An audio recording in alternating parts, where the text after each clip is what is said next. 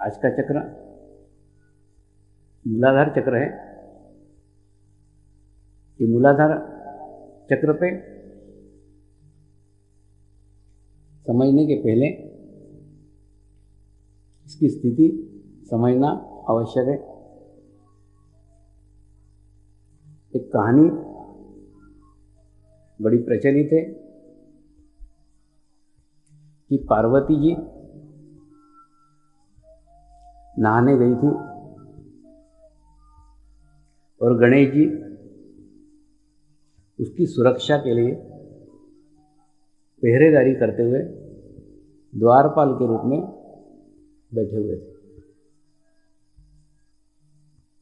ये कहानी नहीं है, ये कहानी सांकेतिक है। ये कहानी आपके शरीर की अवस्था को बताने का एक संकेत मात्र है। आपके शरीर में एक व्यवस्था है, उस व्यवस्था की बात ये कहानी में कही हुई है। मैंने कल आपको बताया एक परमात्मा की शक्ति आपके तालु भाग से, आपके मध्य नाड़ी से होते हुए नीचे जाकर त्रिकोणाकार रास्ते में स्थित हो जाती है, ठहर जाती है। उसके नीचे मूलाधार चक्र है, जिसको आधार चक्र भी कहते हैं। वहाँ पे गणेश तत्व का वास होता है। गणेश तत्व यानी पवित्रता। पवित्र व्यक्ति आपके जीवन में आए बगैर उस स्थान से कुंडलिनी तक पहुंचा ही नहीं जा सकता है। वहाँ वो गणेश तत्व पहरेदारी कर रहा है, गणेश तत्व वहाँ पे रखवाली कर रहा है। कोई भी गलत व्यक्ति, कोई भी गलत गुरु कुंडलिनी का उत्थान कर ही नहीं सकता। सर्वप्रथम पवित्रता आवश्यक है। अगर पवित्रता नहीं है तो कुछ आगे कार्य हो ही नहीं सकता। इसलिए गणेश तत्व यानी अबोधिता, गणेश तत्व यानी इनोसेंस, एक छोटे से बच्चे के समान आपको बनना होगा। अगर आपको परमात्मा की अनुभूति करना है तो आपको छोटा बच्चा बनना पड़ेगा।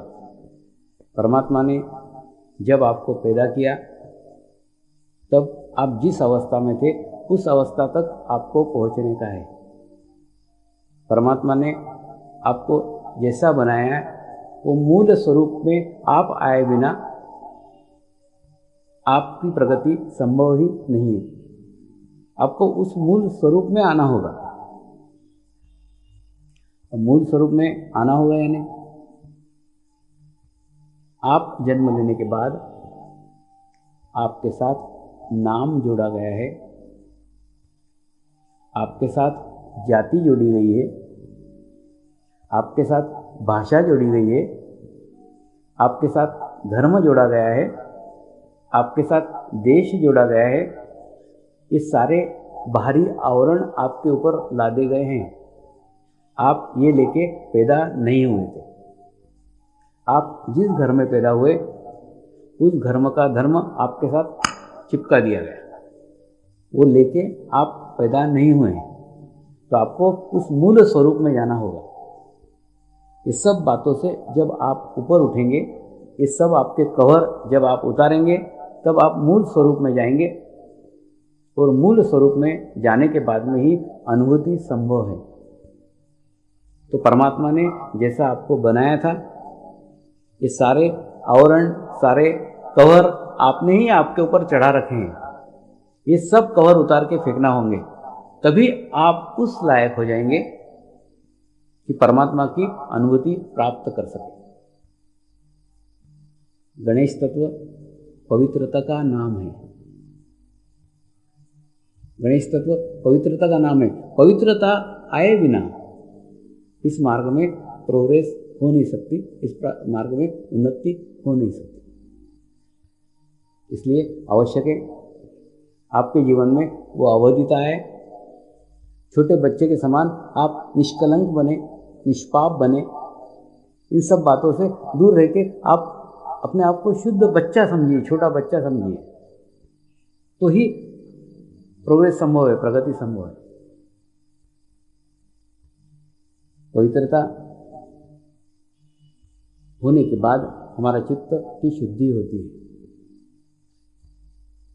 हमारा चित्त दो जगह बहुत नाश होता है।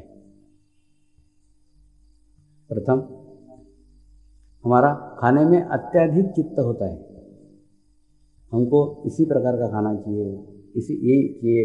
जितना आप अटेंशन उसमें डालते जाएंगे उतना ही आपका चित्त धीरे धीरे कमज़ोर होना शुरू हो जाएगा, वीक होना शुरू हो जाएगा। दूसरा, स्त्रियों को देख करके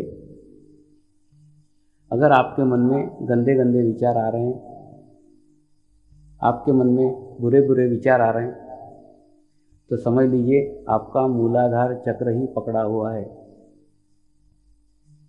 यानी कुंडलिनी शक्ति एक स्त्री शक्ति है। एक स्त्री शक्ति का उपासक स्त्री शक्ति की विटंबना अवहेलना करके चाहें कि वो स्त्री शक्ति को प्रसन्न कर ले, कभी संभव ही नहीं है। एक दफे एक चोर की कुंडलिनी जागृत हो जाएगी, आपकी नहीं हो सकती, क्योंकि चोर का नाभि चक्र पकड़ा हुआ है, आपका तो मूलाधार ही पकड़ा हुआ है। सबसे पहले स्त्री के अंदर एक कुंडलिनी शक्ति है, उस स्त्री का आदर करना सीखिए, रिस्पेक्ट करना सीखिए। प्रत्येक स्त्री के अंदर कुंडलिनी शक्ति वास करती रहती है, और उसके अंदर अगर आप उस दृष्टिकोण से देखेंगे तभी आपके अंदर वो अबोधिता आ पाएगी, वो इनोसेंस आ पाएगा। अन्यथा प्रगति संभव ही नहीं, यही सारा ब्लॉक हो जाएगा। इस मार्ग में कभी प्रोग्रेस नहीं हो सकती। इसलिए देखिए, जैसे एखादे बचपन में एखादे बच्चे को अनार का बोला तो जीवन भर अनार का ही याद रखेगा, क्योंकि उसने को अनार के रूप में लिया हुआ है। ठीक उसी से मेरे मन में स्त्री के प्रति सिर्फ माँ की भावना है। कुंडलिनी माँ के रूप में प्रत्येक स्त्री को देखता हूँ और उसी रिस्पेक्ट करता हूँ, वही आदर करता हूँ, और वही आदर के कारण उसके अंदर की कुंडलिनी शक्ति क्रियान्वित हो जाती है। देखिए, मानना आत्मा का भाव है, आप जैसा मानेंगे वैसा निर्माण होगा। एक पत्थर को भी अगर आप गणेश जी करके उसकी पूजा करोगे, उसमें गणेश तत्व निर्माण हो जाएगा। ठीक उसी प्रकार से जब स्त्री को देख के एक कुंडलिनी माँ के स्वरूप में अगर आप देखते हैं तो उसके अंदर कुंडलिनी माँ जागृत हो जाएगी, और जागृत होने के बाद में सारा कार्य वही कार्य करेगी। एक 3-4 साल में इतने देशों में ये कार्य फैलने का यही रहस्य है कि प्रत्येक स्त्री को मैंने कुंडलिनी के रूप में देखा है, तो कुंडलिनी माँ के समान उसका आदर करता हूँ, उसका रिस्पेक्ट करता हूँ। एक एक स्त्री ने अफाट कार्य किया है। अभी हाल के ऑस्ट्रेलिया दौरे की बात करूँ आपको, सारा संचालन स्त्री शक्ति के हाथ में था। तो स्त्री को सिर्फ आदर करने से तो ही हमारे इस मार्ग में प्रोग्रेस संभव है, हमारी उन्नति संभव है। तो स्त्री शक्ति का आदर करके देखिए, कुछ नहीं, इसके बाद में जब हम इसका अनुष्ठान करेंगे, आप 45 दिन प्रयोग करके देखिए, स्त्री का रिस्पेक्ट 45 दिन करके देखिए, 45 दिन रिस्पेक्ट करने का नाटक करके देखिए, तो भी आप में आमूल परिवर्तन हो जाएगा। क्योंकि एक मातृत्व की शक्ति स्त्री के अंदर ही है। किसी बीज को ग्रहण करके उसको विकसित करना, ये उसके अंदर का भाव है। उस शक्ति के कारण वो उसको विकसित कर सकती, बढ़ा सकती। जो भी शक्ति ग्रहण करेगी, उसको ग्रहण करने के बाद में उसको विकसित करेगी, बढ़ाएगी, और बढ़ाने के बाद में वो क्रियान्वित करेगी, तो अफाट कार्य वो कर सकती है। यहाँ सारा कार्य स्त्री शक्ति के कारण ही हो रहा है। इतना जो फैल रहा है, सारी क्रियान्वयन उन्हीं का है। तो कई लोग मुझे प्रश्न पूछते हैं, आपकी आध्यात्मिक प्रगति का रहस्य क्या है?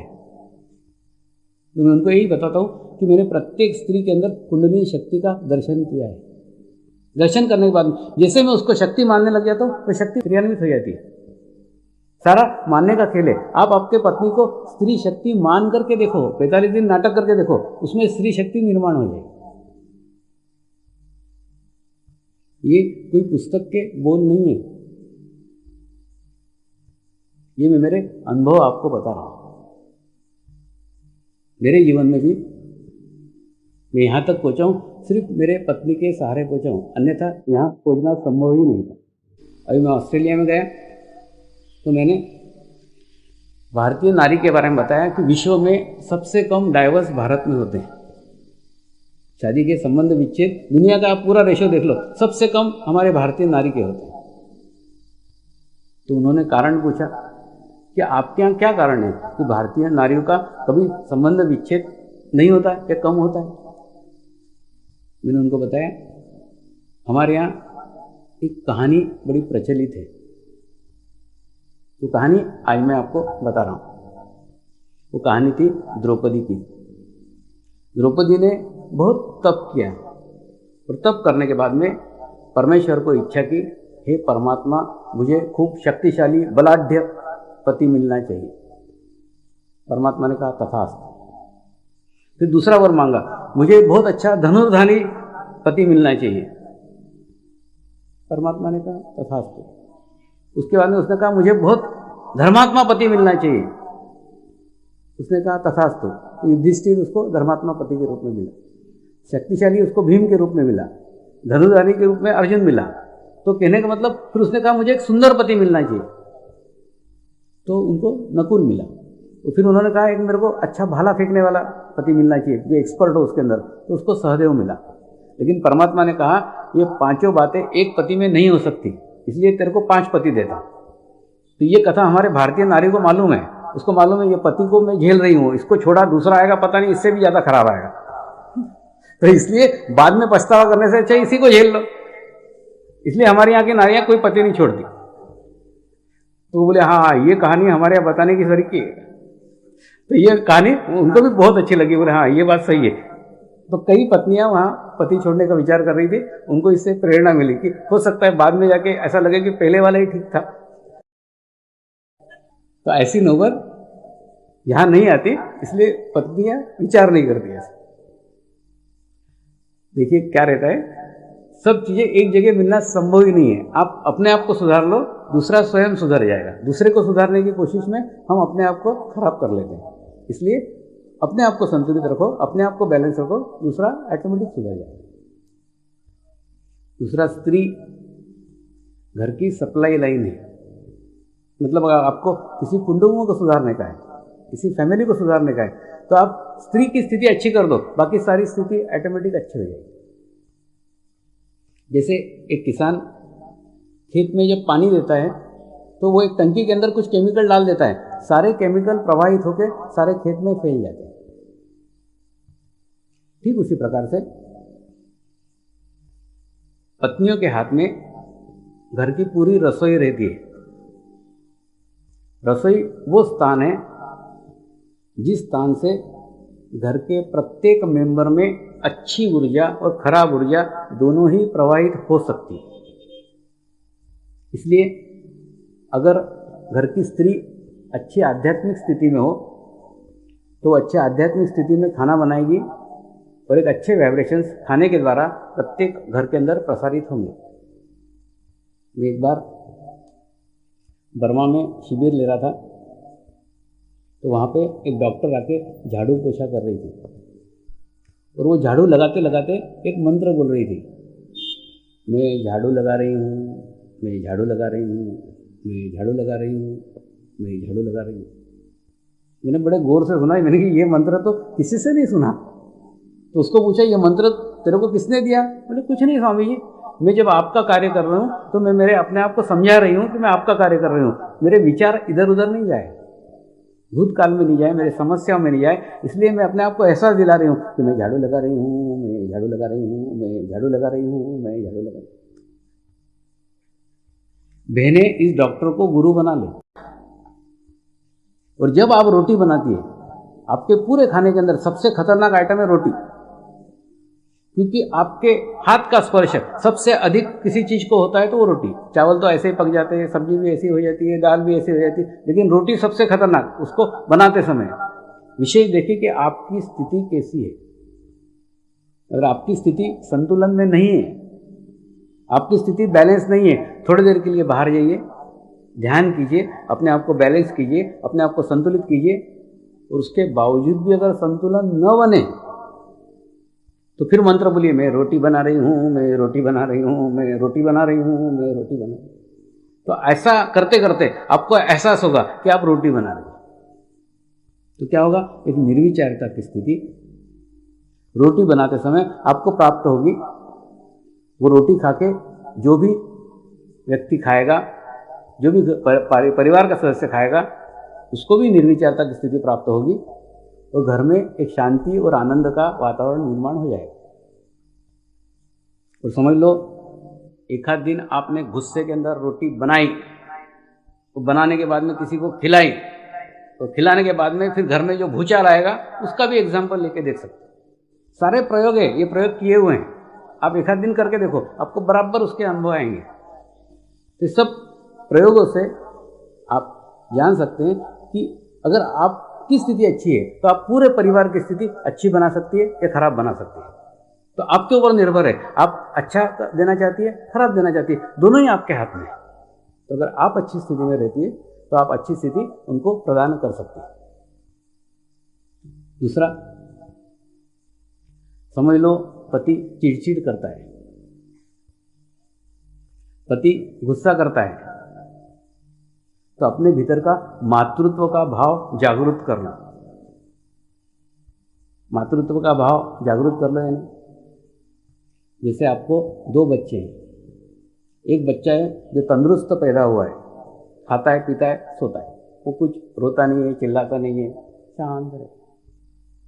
दूसरा बच्चा है वो जन्म से ही कमजोर है, वीक है, ना खाता है ना पीता है, टे टे टे टे रोते रहते। तो उस समय क्या उसका आप दो झापड़ लगाती क्या कि ये रो रहा है करके? उस समय भी लाती, आ रे मेरा बच्चा कितना कमजोर है रे। तो जब पति चिड़चिड़ करे, पति गुस्सा करे, तो वही बच्चे को याद करो जो चिड़चिड़ा है, कमजोर है। अरे रे मेरा पति कितना कमजोर है रे, कितना वीक है रे। तो कमजोर पति गुस्सा करता है, गुस्सा कमजोर पति की निशानी है। वो गुस्सा कर रहा है, इसका मतलब कमजोर है। तो ऐसे कमजोर पति के ऊपर दया करनी चाहिए, उसको गुस्सा करके क्या करने का। तो ऐसे दया की दृष्टि उसके ऊपर एक डालो, वो ठंडा हो जाएगा। क्यों? क्योंकि अगर आप गुस्से से देखेंगी तो गुस्सा और बढ़ सकता है। तो आप दया करो उसके ऊपर। एक कमजोर बच्चे के ऊपर जैसे दया करती है, वैसे कमजोर पति के ऊपर दया करो कि बेचारा कितना कमजोर है रे, तो पति शांत रहे। तो कहने का मतलब, आप आपके मातृत्व को भाव को जितना विकसित करेंगे उतनी आपकी प्रोग्रेस है, उतना ही आपका उन्नति दिन पे दिन होती चली जाएगी। दूसरा, परमेश्वर ने हमको संतुलित करने के लिए, परमेश्वर ने हमको बैलेंस करने के लिए एक बहुत सुंदर व्यवस्था दी हुई है। सवाल ये आता है, हम उस व्यवस्था से कितने जुड़े हुए हैं, हमारा संबंध उस व्यवस्था के साथ कितना है, उसके ऊपर ही सब कुछ निर्भर है। अगर जुड़े हैं तो उस व्यवस्था का फायदा हमको मिल सकता है, जुड़े नहीं है तो उस व्यवस्था का फायदा हमको नहीं मिल सकता है। मैं भूमि माँ की बात कर रहा हूँ। ये भूमि हमारी माँ है। परमात्मा ने हमको बैलेंस करने के लिए, हमको संतुलित करने के लिए इस भूमि का व्यवस्था हमारे जीवन में दी हुई है। लेकिन आज हम घर में चप्पल पहन के घूमते हैं, ऑफिस में जूते पहन के घूमते हैं और इस माँ के साथ पूरा संबंध विच्छेद किए हुए हैं। इस भूमि से हमारा कोई संबंध नहीं रह गया। फिर दुनिया भर की बीमारियां जो कभी न होती थी वो भी हमें होने लग गई। पृथ्वी के अंदर एक गुरुत्वाकर्षण शक्ति है। जैसे आप उसके सानिध्य में जाओगे, जैसे आप उसके पास जाओगे, तो आपका सारा टेंशन, सारा गुस्सा, सारी असंतुलन खींच लेगी। खींचने के बाद में आपको संतुलित करेगी, आपको व्यवस्थित करेगी, आपको बैलेंस करेगी। लेकिन ये वो आपको तब कर सकती है जब आप उसके सानिध्य में जाओ। सानिध्य में जाए बगैर ये संभव नहीं है। हम हमारी जीवन की व्यवस्था में ऐसे भिड़ गए हैं कि सारा संबंध ही कट ऑफ हो गया है, सारा संबंध ही टूट गया है। एक छोटी सी घटना मैं आपको बताता हूँ, उस घटना से आपको पृथ्वी तत्व का महत्व समझ में आएगा। एक साइंस का विद्यार्थी था, बहुत अच्छा बुद्धिमान व्यक्ति था। एक बार उसको उसके जीवन में कुछ समस्या आ गई, कुछ संकट आ गए, और संकट आने के बाद वो दौड़ा दौड़ा गांव के पंडित जी के पास गया। पंडित जी को बताया, पंडित जी मुझे ये समस्या आ रही है, ये संकट आ रहे हैं। तो पंडित जी ने तुरंत उसकी जन्म कुंडली निकाली, और जन्म कुंडली निकालने के बाद में उसको कहा, तेरे को शनि की 7.5 चल रही है, और शनि की 7.5 चलने के कारण ये सारे संकट, ये सारी समस्याएं तेरे जीवन में निर्माण हुई है। लड़का घबरा गया। पंडित जी अब क्या करने का, क्या रास्ता है, क्या मार्ग है?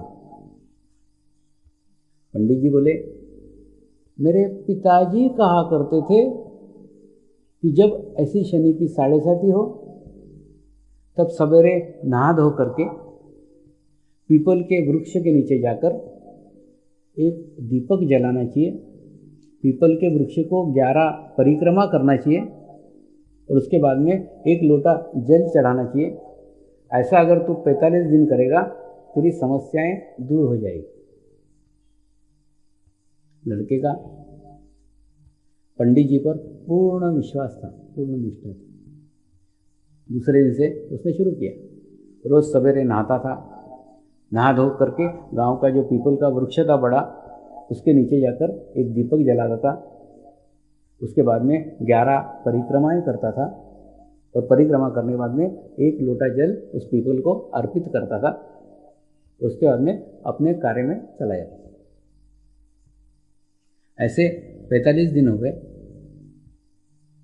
और 45 दिन होने के बाद चमत्कार हो गया। उसके सारे प्रॉब्लम, सारी समस्याएं हल हो गई। बहुत खुश हुआ, बहुत प्रसन्न हुआ। दौड़ा दौड़ा फिर पंडित जी के पास गया। पंडित जी ये लो आपकी दक्षिणा, मैं एकदम प्रसन्न हूँ, मैं एकदम खुश हूँ। आपने जैसा कहा वैसे मैंने बराबर 45 दिन अनुष्ठान किया, और 45 दिन के अनुष्ठान के बाद मैंने महसूस किया कि मेरी सब समस्याएं दूर हो गई है, मेरे सब प्रॉब्लम दूर हो गए। लेकिन एक प्रश्न खड़ा हो गया। मैं साइंस का विद्यार्थी हूँ, मुझे जानने की इच्छा है कि ये पीपल के वृक्ष ने मेरी समस्याएं कैसे दूर की। पंडित जी बोले, ये मेरे को नहीं मालूम, मेरे पिताजी ने कहा था। तो पंडित जी को वो कुछ पता नहीं था, पिताजी ने कहा वो तेरे को बता दिया, मेरे को कुछ नहीं मालूम। तो साइंस के विद्यार्थी को ये प्रश्न खड़ा ही रह गया कि पंडित जी को तो मालूम नहीं है कैसे हुआ, लेकिन ये हुआ कैसे। उसके बाद में जब ये विद्यार्थी मेरे सानिध्य में आया, फिर उसने वही प्रश्न पूछा कि स्वामी जी ऐसा ऐसा मेरे जीवन में हुआ था, और पीपल के वृक्ष ने मेरी समस्याएं कैसे दूर की। अब थोड़ा समझाइए ना। तो मैंने उसको बताया, पहली बात तो जब तू नहाता था, रोज सवेरे नहाता था, तो नहाने के बॉडी का मसाज करता था। एक बार पानी से धोता था, एक बार साबुन से धोता था, पूरे बॉडी को धोता था। तो बॉडी का मसाज करता था, उससे तेरे बॉडी का ब्लड सर्कुलेशन प्रॉपरली हो जाता था नहाने के बाद। इसीलिए अपने को फ्रेश लगता है, अपने को प्रसन्नता लगती है, क्योंकि बॉडी का सर्कुलेशन ब्लड का बराबर हो जाता है। फिर तो वो पीपल के वृक्ष के पास जाता था, पीपल के वृक्ष के पास जाके दीपक जलाता था। दीपक यानी अग्नि में वो शक्ति है कि आपके सब विचारों को जला करके खाक कर देती है। इसलिए किसी भी धर्म की उपासना पद्धति में आप देखो, अग्नि अवश्य विद्यमान होगा। किसी न किसी के रूप में, लोबान के रूप में जलता होगा मिलेगा, अगरबत्ती के रूप में मिलेगा, दिए के रूप में मिलेगा, मोमबत्ती के रूप में मिलेगा, किसी न किसी रूप में अग्नि विद्यमान होगा। तो जब तो अग्नि जलाता था तो उससे तेरे विचार नष्ट हो जाते थे, और 11 पीपल की परिक्रमाएं करता था। उस परिक्रमा करने के बहाने तू थोड़ी देर के लिए उस पीपल के वृक्ष के सानिध्य में रहता था। पीपल के वृक्ष के रूट्स, पीपल के वृक्ष की जड़ें बहुत गहरी होती है, और बहुत गहरी होने के कारण उसके अंदर एक गुरुत्वाकर्षण शक्ति होती है।